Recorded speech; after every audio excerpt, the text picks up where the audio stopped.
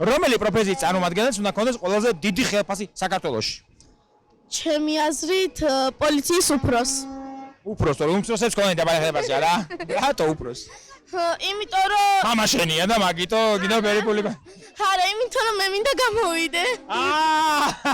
ჭკვიანი გოგო ხარ. მართა ბრეგვაძე იქნება საუკეთესო პოლიციის უფროსი საქართველოში. რავი, ჩემი აზრით ჯარის ადამიანებს, რადგან ჩვენთვის საქართველოსთვის ხელშეწყობაა რომ რამე მოხდეს, ღმერთმა დაგვიფაროს, ჯარი გვეყოლება.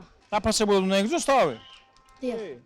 ვის უნდა ქონდეს ყველაზე მაღალი ხელფასი? აი რომელი პროფესიის წარმომადგენელს? აი ვიღაც კაცია რა, ჩიპსებს არიგებს ხოლმე და ჩემი აზრით მაგას.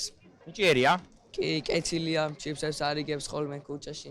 სიკეთეს აკეთებს. ექიმს. რატომ?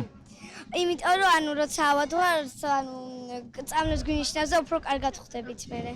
რომელი პროფესიის წარმომადგენელს უნდა ქონდეს ყველაზე დიდი ხელფასი და რატომ? მამა ჩემს. მამა შენს რატომ? ბევრი ხელფასი აქვს ხოლმე. რამდენი აქვს? 100,000. რას ლაპარაკო? მე და შენ ვინეგობროთ, მოდი. თქვენი აზრით ვის უნდა ქონდეს ყველაზე მაღალი ხელფასი? დაწერეთ ვიდეოს კომენტარებში. აი ჩემი აზრით აი ჩიფსებს რო არიგებს ხოლმე ქუჩაში ბიჭი, მაგას უნდა ქონდეს ყველაზე მაღალი ხელფასი.